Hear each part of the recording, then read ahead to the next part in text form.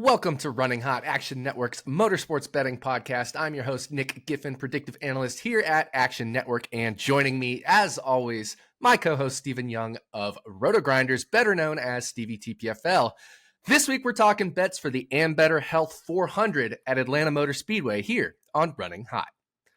This past Monday, after a rain postponement, William Byron won his first Daytona 500 to kick off the 2024 NASCAR Cup Series season. Byron led a 1-2 Hendrick Motorsports finish with Alex Bowman, his teammate there at Hendrick Motorsports, claiming the runner-up spot. Christopher Bell rounded out the top three in a race that was very interesting. And of course, this one ending under caution as NASCAR threw the caution just after William Byron crossed the start-finish line on the final lap. So we didn't end up seeing a green flag finish. Obviously, some potential that NASCAR could have thrown the yellow flag before the start-finish line to re-rack them up for an overtime finish. Certainly would have been a pretty quick call, though. We've seen them call it that quick in the past. So, Stevie, curious your thoughts on the race, on the caution timing, on all the fuel saving the drivers did. You know, there's been some talk about that. Just what were your thoughts on the 2024 Daytona 500? I mean, I think it was fantastic. I think the racing was great throughout the field. We saw very aggressiveness right off the bat, kind of what we talked about on the show last week about needing to get to the front and not being able to sit back. Well, now we have this new strategy of hey, let's sit back a little bit and save fuel and run 50% throttle, and then we'll gain a second or two on pit road. And a second or two on pit road is massive at Daytona and Talladega. So, here we go. More strategy when it comes to this race, but I think the racing product was great. I think the caution was thrown at the right time. It was inches away from Austin Cindric's car not whipping back up the racetrack. And if it doesn't whip back up the racetrack, we have a 2-car accident where they're off the racetrack. And I think it stays green. So, you can't really fault them.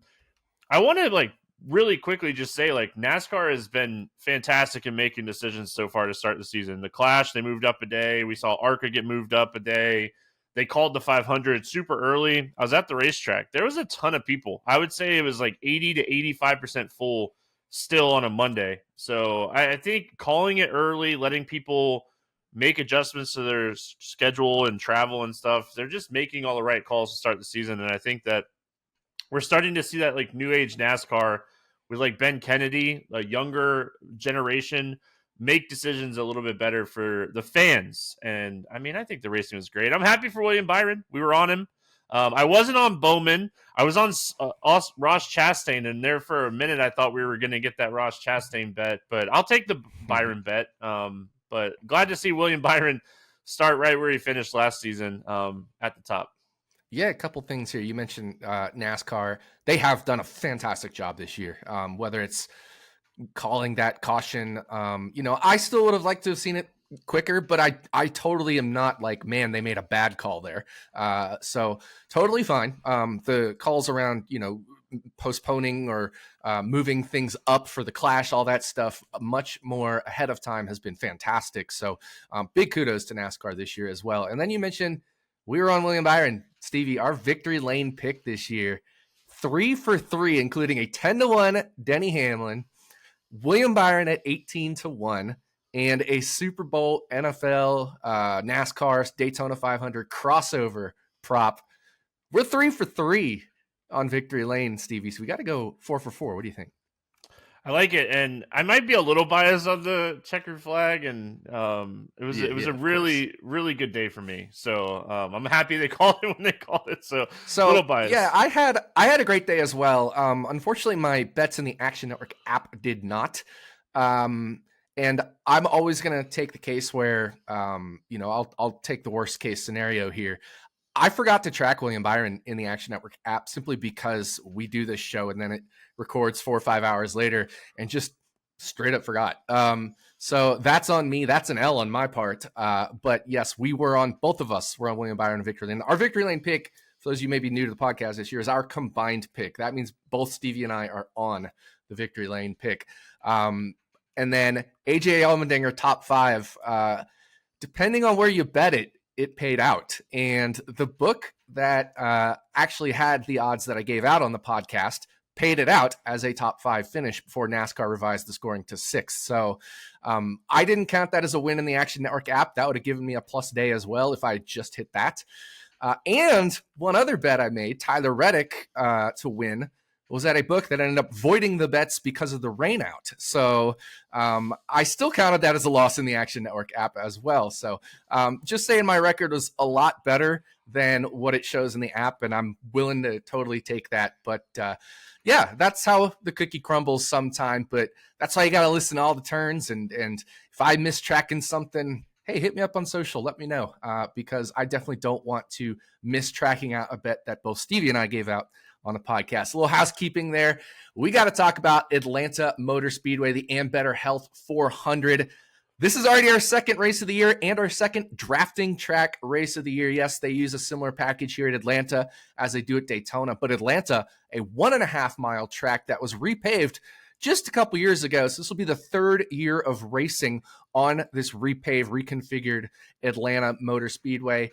So while it is a drafting track, Stevie, how is it similar to and how is it different from what we're going to see this past week at Daytona?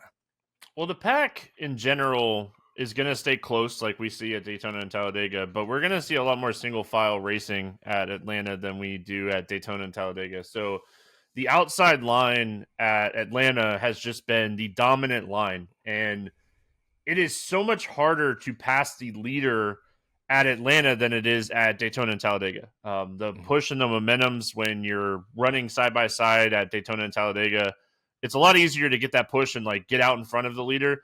At Atlanta, that top line is so dominant that it's so hard to pass the leader. And we saw Joey Logano just absolutely dominate this race last season because no one could get to his door and pass him.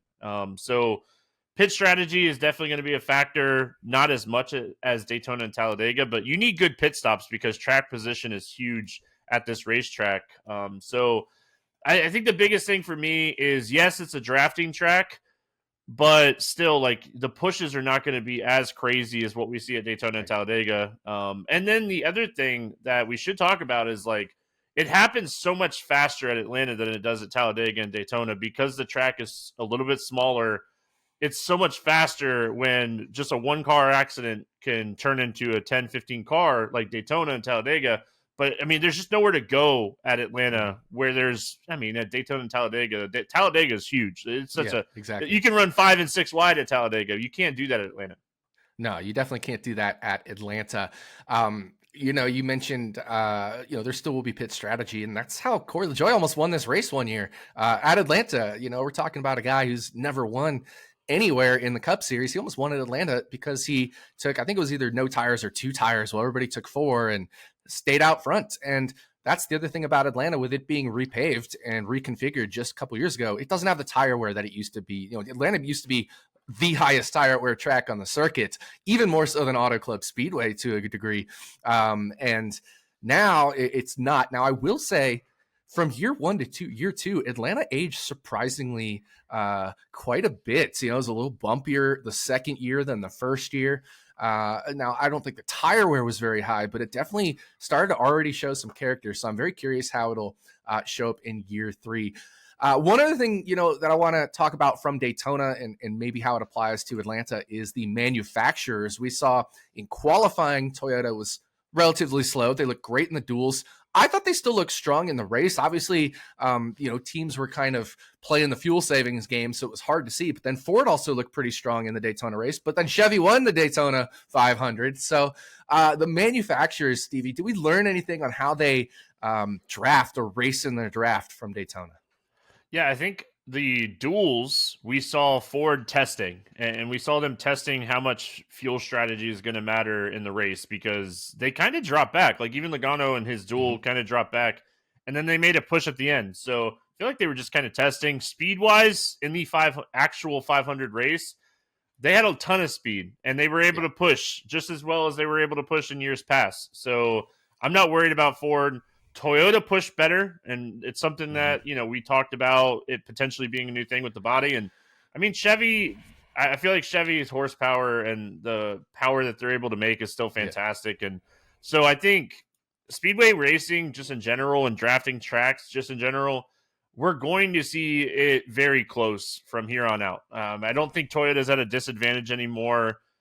I mean, that was one of the things at Atlanta last year. The nose of the Toyota caused a couple wrecks just by pushing. So I think that we're going to see a, even more aggressive pushing at Atlanta. And I think if anything, we just know that like Toyota's back on that level of Ford and Chevy on these drafting tracks. Yeah, I agree with you. I thought it was pretty equal between all three manufacturers at Daytona. And that's why I brought it up, right? Like Toyota looked good, Ford looked good, and Chevy looked good. So it's pretty exciting to have all three manufacturers on a relatively level playing field at these super speedways. So that said, how are we handicapping Atlanta? Are we handicapping it the same way we're handicapping a Daytona or Talladega? Or how is it similar or different in terms of bets for Atlanta? When we go to Daytona and Talladega, I think we have the mindset of realistically anybody can win.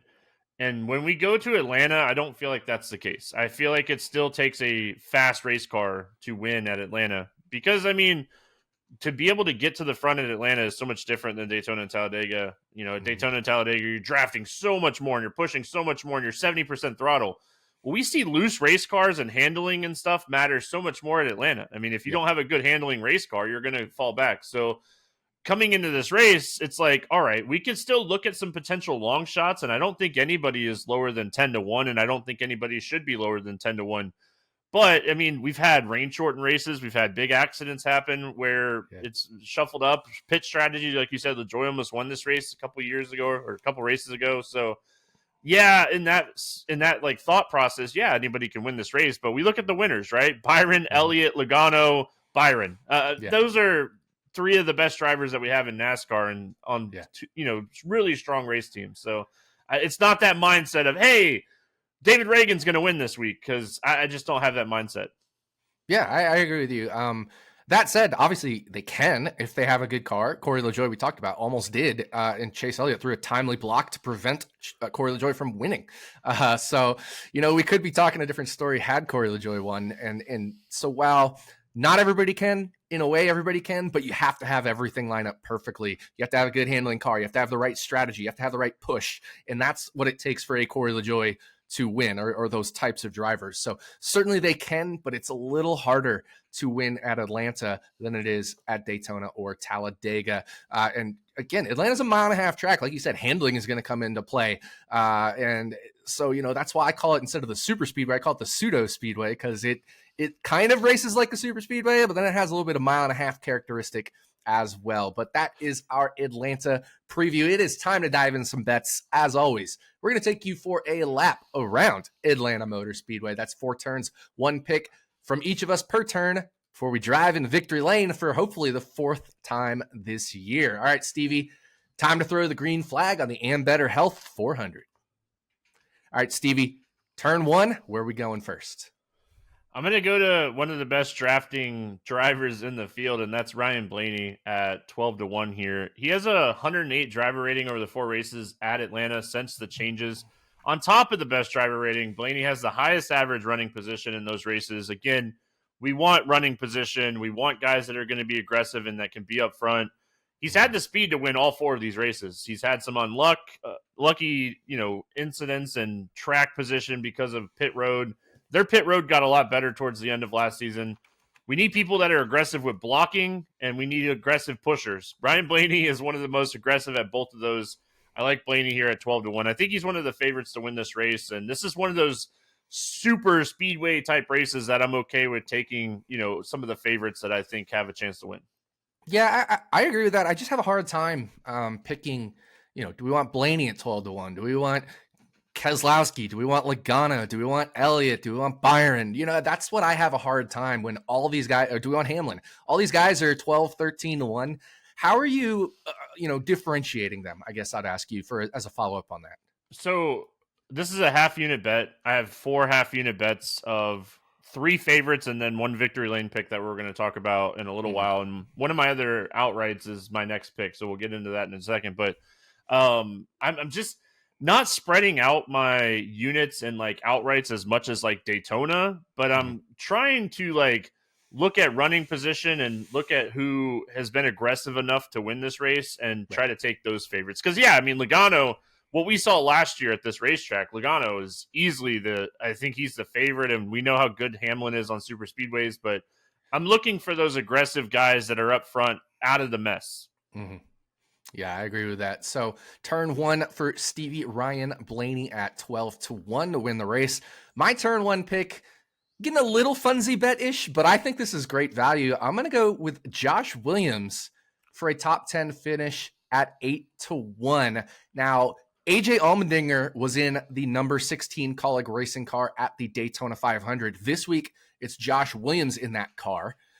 And AJ Allmendinger just finished sixth. We talked about that, maybe fifth, depending on the book you bet him at, but officially finished sixth at the Daytona 500. And now Josh Williams is driving the car that finished sixth at the Daytona 500. Also, AJ Allmendinger drove this exact car to a third place finish at Atlanta last year. So 8-1 for Josh Williams is just too long. His teammate, Daniel Hemrick, is plus 350 for a top 10 finish, right? Like, that's closer to where I understand Josh Williams hasn't really driven the next gen car much. To be fair, neither has Daniel Hemrick driven a handful of races because, he's been in the Xfinity series as a full-time driver. And now Daniel Hemrick is back in the Cup series as full-time, but it's just too long. 8-1 is too long for a car that can finish inside the top 10 in these races pretty frequently. And Josh Williams, honestly, he looked pretty darn good in the Clash. He got unlucky in being in that slow qualifying group. He qualified second in his 6-car qualifying group right behind Chase Briscoe. But their whole group kind of got a little unlucky with the timing of the track conditions there at the Clash. So I just think 8-1 is too long for a car that can be this competitive at super speedways or pseudo speedways. It was night and day for AJ here last season. The first race at Atlanta, he had one of the lowest quality pass percentages. He was awful. Mm-hmm. And then in the fall race, he had one of the best. Their strategy put him in position both times. So, I mean, we're taking AJ Allmendinger out of the car and we're putting Josh Williams in the car. Strategy is still going to be there. So the fact that they were already on the right strategy, and this team has done good with strategy in the past. So yes. I don't mind, getting this at value and taking advantage of it. Yeah, so turn one, Stevie's on Ryan Blaney, 12-1 to win. I'm taking Josh Williams for a top 10 finish at plus 800. One turn down, 3 turns to go. Let's drive into turn 2. Okay, Stevie, second pick here. You mentioned it. You got another outright for us. Yeah, and the best odds you can find for this one is on our sponsor, BetMGM. So it's 13-1 for Chase Elliott to win this race. And listen, I dogged Chase Elliott a lot last season, but I mean, from what we learned at the Daytona 500 is he hasn't missed a beat, and I think he's 100% healthy. And I think that was one thing that towards the end of last season, we just saw Elliott not healthy, and he missed his spring race last year because of the injury, but he has the best average finish in the 3 races that he has run at the new Atlanta track, second best average running position, and second best driver rating. He's a great passer on this type of track, and he won this race in Atlanta in 2022 in the fall race. Yeah. Hendrick Motorsports has won 3 of the 4 races with the new design at Atlanta, and I think this is just one of those things where, like Blaney, I'm want a little bit of exposure to these favorites, and I think Chase Elliott is a fantastic speedway racer. As much as I like Logano, I leaned Blaney and Elliott to start the week.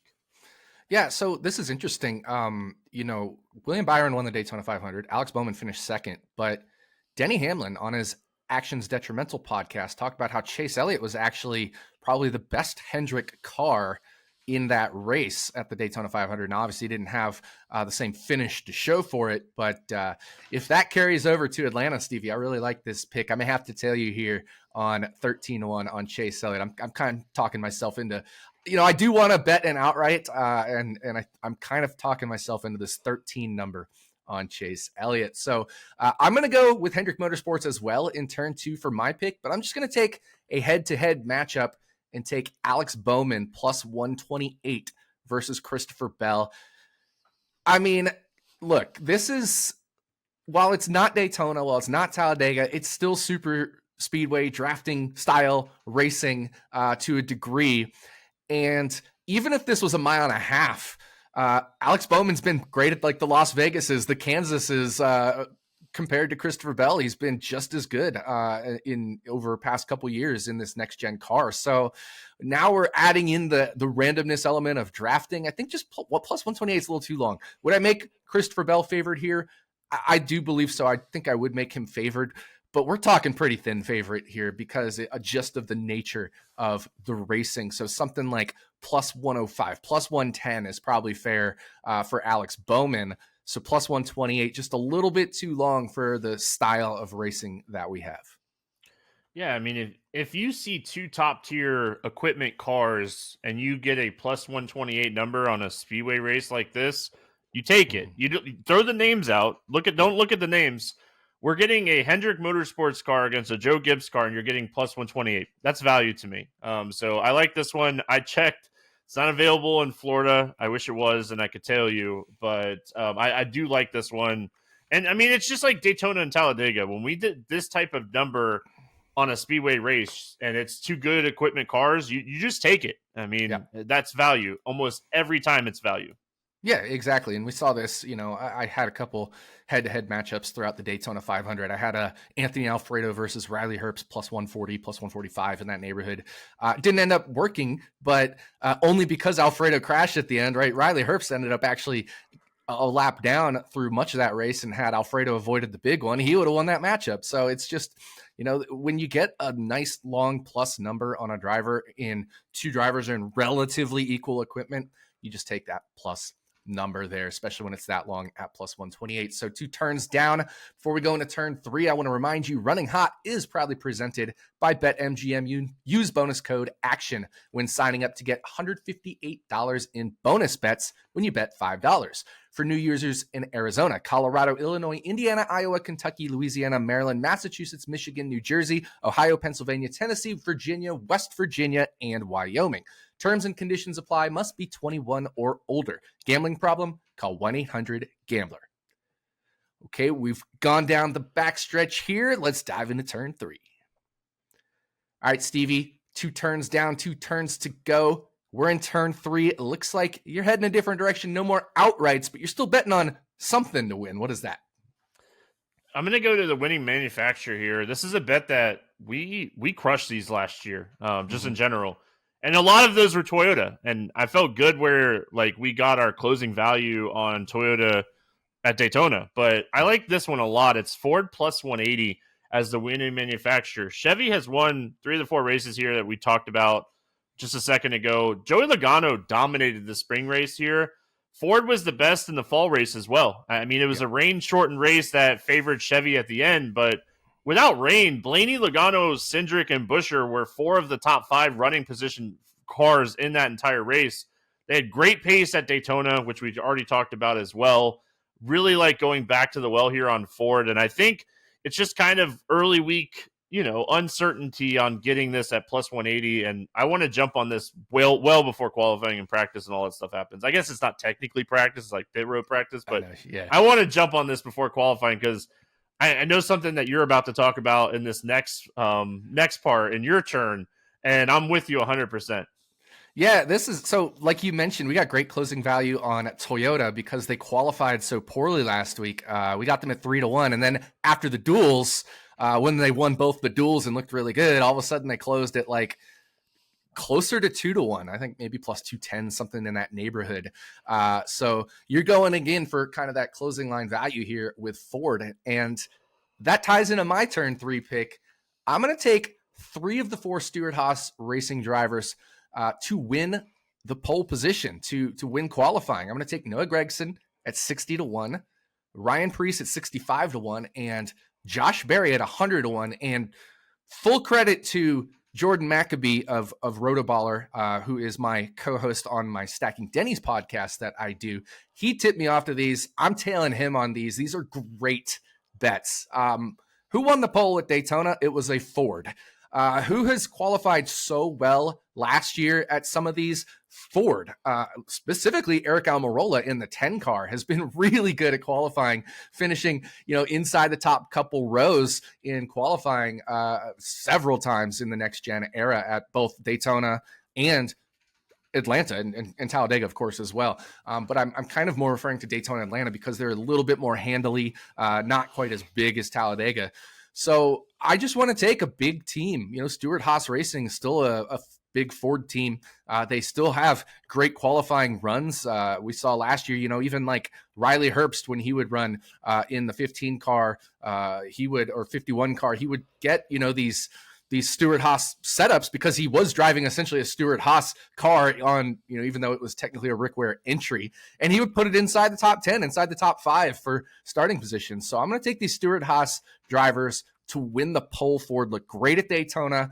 Chevy did too, and certainly Chevy can win the pole, but I think 60-1 is just way too long. Stevie, I'm not going conservative here. I'm not betting a tenth of a unit. I'm not betting a quarter unit. I'm betting half a unit on each of these. I want to, I'm willing to risk 1.5 units. And if I lose 1.5 units, it's not the end of the world. But if I hit it, if I hit Noah Gragson 60-1 for half a unit, that's plus 30 units right there.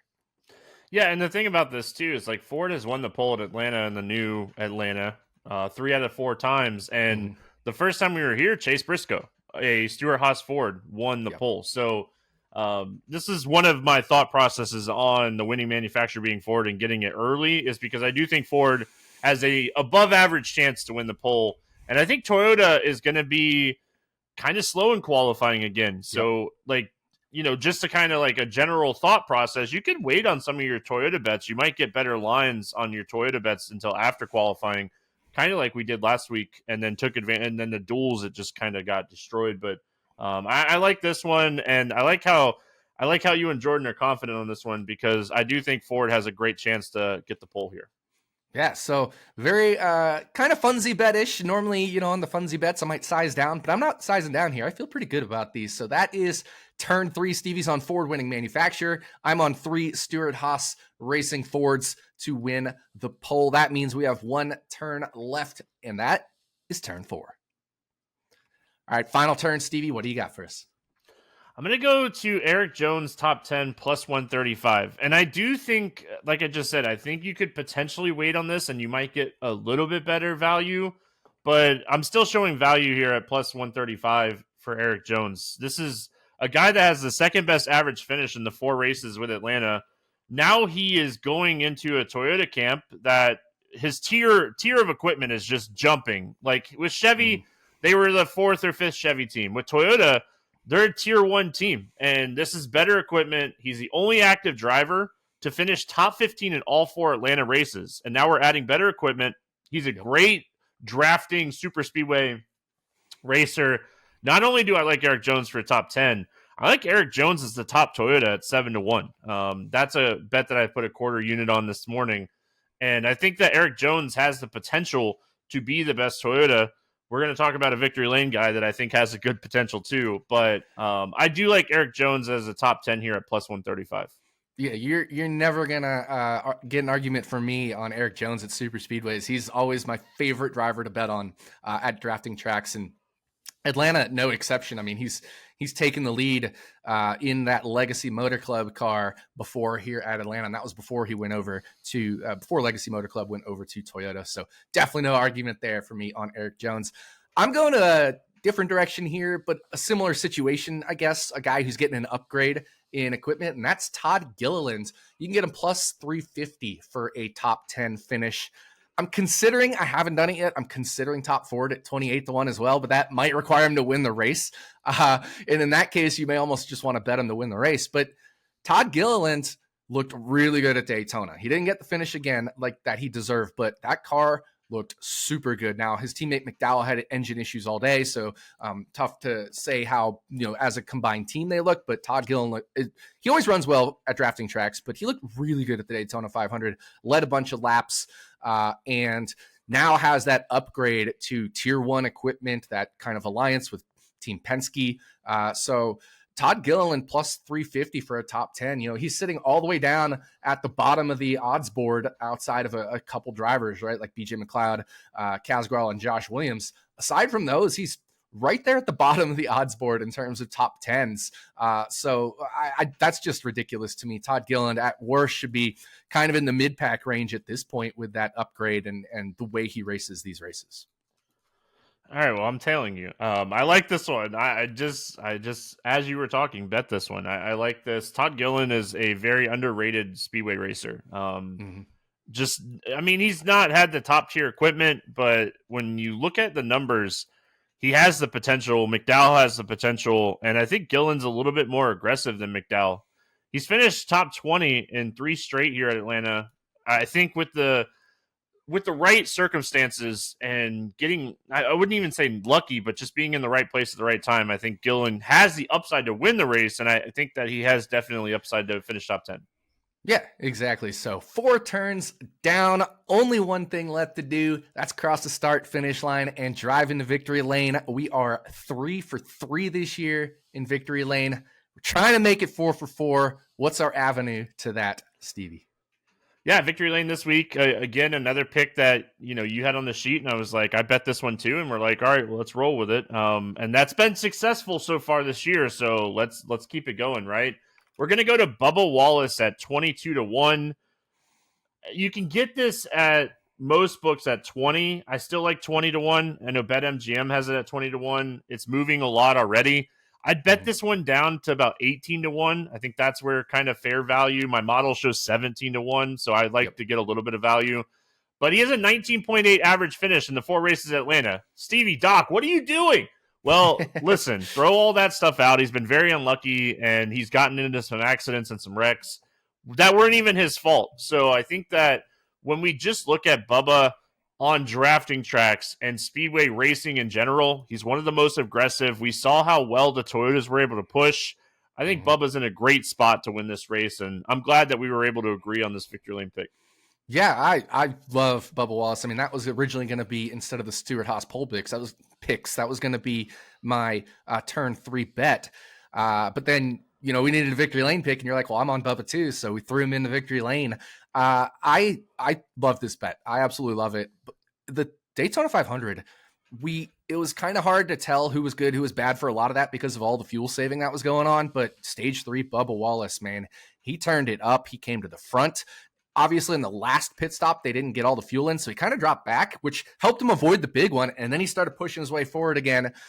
If that last lap stays green, Alex Bowman passes William Byron, but right behind him was Christopher Bell and Bubba Wallace. I think they shove Bowman out ahead of Byron, combine to make a move on Bowman, and then Bubba has a chance to make a move on Bell for the Daytona 500 win. I thought he looked really good at Daytona. He's been good at Atlanta. He's had a solid finish at Atlanta where he had a shot to win the race. Didn't work out, but I love Bubba Wallace at this particular style of racing. I think he looks, Toyota looks good. He looks good. He's confident. Bubba Wallace, 22-1, our victory lane pick. And that is going to do it for us. Thank you for listening to the Ambetter Health 400 episode of Running Hot, Action Network's motorsports betting podcast. We'll be back this time next week as we talk bets for the Pennzoil 400 at Las Vegas Motor Speedway. On behalf of my co-host, Stephen Young, thanks again for listening, and we'll see you back next week on Running Hot from Action Network.